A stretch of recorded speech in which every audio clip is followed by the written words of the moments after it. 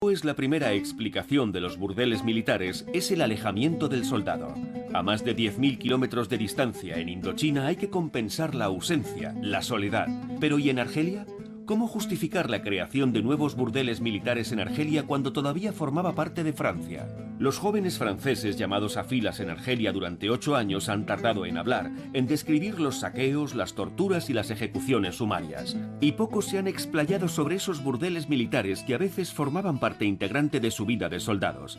Sin embargo, había suboficiales encargados de organizar esos burdeles militares. François Barre era uno de ellos.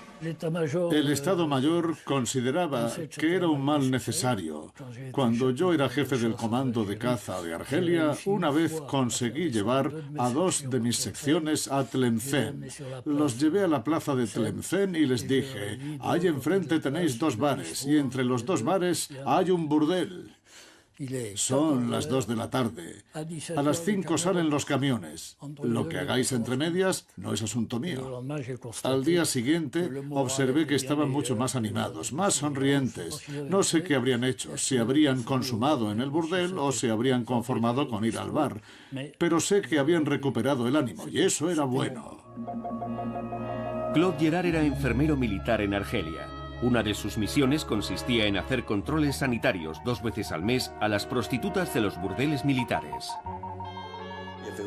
Estaban realmente integradas en el regimiento. Tampoco diré que estaban al mismo nivel que el cuerpo de ingenieros militares ni nada de eso, pero sí que formaban parte del regimiento. El ejército, y concretamente el Servicio de Operaciones Psicológicas, instauró un reglamento muy preciso. Los burdeles militares de campaña formaban parte de esa categoría. El objetivo era remontar el ánimo de los soldados. En Argelia, las autoridades militares hicieron cálculos. Había que reclutar a una prostituta por cada 100 hombres, más o menos.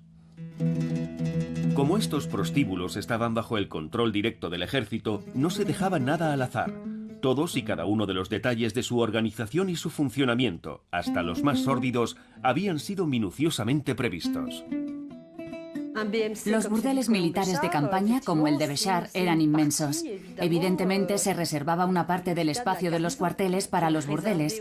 Se sabe que las chicas estaban allí, dormían allí, vivían allí y hasta cocinaban allí, o sea que debía de ser duro. Había unas habitaciones donde recibían a los soldados, los oficiales y los suboficiales. Recuerdo que por dentro estaba totalmente cubierto de azulejos verdes. Había un bar y 2 o 3 habitaciones. Había 2 regimientos, el segundo regimiento de cazadores africanos, que era el mío, y el tercero de coraceros, que era el otro regimiento. Eso eran varios cientos de hombres. Y las chicas tenían mucho trabajo. Unos 60 polvos diarios. Era como ir al matadero. Cuando les tocaba trabajar, hablando en plata, echaban un polvo cada 10 minutos. Y los días en que estaba abierto el burdel, lo hacían casi ininterrumpidamente todo el día. Era un gran edificio, una sala grande donde habían construido unas barracas con telas que no llegaban al suelo y sin techo. Estaban solo cerradas con unas cortinas. Debían de medir un poco más de 2 metros por 3. No había agua corriente. Tenían jarras y palanganas, una cama y una mesita. Todo muy escueto. Y el personal femenino eran mujeres de una cierta edad. Quizá estuvieran bien para los tiradores senegaleses, pero nada más verlas, mi capitán dijo, esto no es lo suficientemente glamuroso para mis soldaditos. Hay un reglamento muy preciso en relación con las tarifas, por supuesto. Con el número de horas de trabajo al día o con la rotación entre soldados, oficiales y suboficiales, porque nunca frecuentaban juntos a las mujeres. Los soldados rasos tenían el primer nicho horario. Los suboficiales tenían el siguiente, después de medianoche. Y si los oficiales honraban a Madame Zobeida con su presencia, eran recibidos el resto de la noche. Después de varias semanas pateando el desierto, siempre se agradece una semanita en Argel. Esta realidad dista de lo que el ejército accede a enseñar cuando habla del ocio de sus hombres en Argelia. Los soldados salen impecables. Las escapadas entre camaradas se desarrollan en un ambiente de lo más cordial. En el bar beben leche y hasta se ruborizan un poco delante de las chicas. Evidentemente no se podía mostrar a los soldados haciendo cola en el burdel militar, y las autoridades prefieren ignorar los informes que aseguran que el ejército es el principal lugar en el que se consolida el hábito y la necesidad de la prostitución. Pero todo lo bueno tiene un final. Los comandos regresan a la base aérea donde les espera una buena noticia. Al día siguiente tendrá lugar una operación aeroportada. La otra justificación oficial de los burdeles militares, aparte del aislamiento del soldado, es el argumento sanitario. Hay que preservar la salud y la vitalidad de los soldados a toda costa. El Estado Mayor no se conforma con fomentar el deporte entre los chicos. Se les advierte de los riesgos de las relaciones sexuales no controladas. Esperamos que lo hayas comprendido y que tomes las precauciones necesarias. El enfermero controlaba el estado de los clientes, antes y después, para ver si tenían derrames, si podían haber contraído algo y para evitar que ellos contagiaran a las chicas. Las mujeres son conscientes de que para trabajar necesitan un certificado médico que demuestre que están sanas, según la terminología de aquella época. Yo era el responsable de las chicas del burdel militar de campaña. Periódicamente les hacíamos un examen completo, cada 2 meses más o menos. Cuando llegaban los resultados de las pruebas, se apartaba inmediatamente a las chicas que presentaban algún tipo de enfermedad.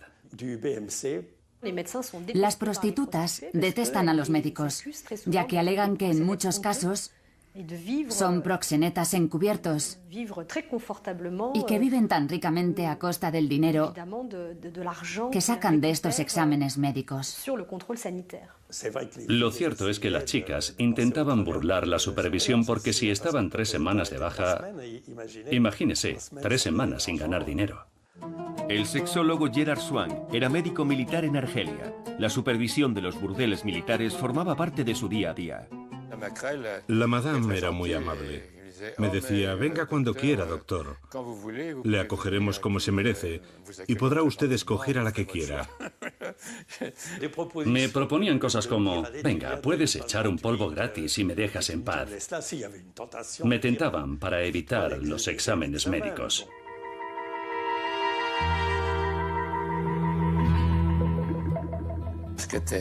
Lo gracioso era ver llegar a esas señoras a los exámenes, con la vagina y el cuello del útero, no diría como los chorros del oro, pero tan desgastados que era muy difícil encontrar material para hacerles un frotis. Por lo general usaban preservativos. Creo que además debían de usar algún tipo de material abortivo, por lo que si una de ellas se quedaba embarazada, siempre había una compañera que podía ocuparse de ella y ayudarla a interrumpir el embarazo lo antes posible. Sabemos que había una mortalidad muy alta, que de hecho podía deberse a diversos factores. Podía deberse a las enfermedades, al desgaste y también a los maltratos. Precisamente el 4 de enero de 1961, una prostituta sufre un grave accidente en el burdel militar de Turén. Por falta de personal profesional, habían conseguido reclutar a jóvenes autóctonas, a muchachas árabes, usando medios más o menos dudosos, lo que dio pie a una serie de escándalos, porque entre ellas había menores. Pero todo aquello se acabó tapando. Hubo una menor que sufrió un accidente extremadamente grave en el marco del burdel militar de Turén. Una perforación de matriz, una perforación del útero, a consecuencia de las relaciones sexuales extremadamente repetidas y violentas. Era inhumano volver a ponerla en circulación. La opinión pública se indigna, pero sigue sin aparecer nada o casi nada en los libros de historia. El ministro de Defensa recibe informes sobre el caos en el que están sumidos los burdeles militares del norte de África. Le advierten de la corrupción de menores en la que se incurre para paliar la falta de efectivos, de la existencia de cajas negras y de los ritmos de trabajo infernales. Tras el escándalo de Turenne, las autoridades militares se limitan a anunciar que la legislación francesa no afecta a las mujeres indígenas ni a sus empleadores, ya que ejercen la prostitución siguiendo sus propias costumbres y tradiciones que se extinguirán con la emancipación de las antiguas colonias francesas. Paralelamente, Francia se enfrenta a una demanda cada vez mayor de mujeres por parte de los soldados. Y es que hasta 1966, en el marco de la OTAN, el ejército americano dispuso de bases como aquí, en Évreux. Este hecho modificó considerablemente la atmósfera de la apacible prefectura del departamento de Eure.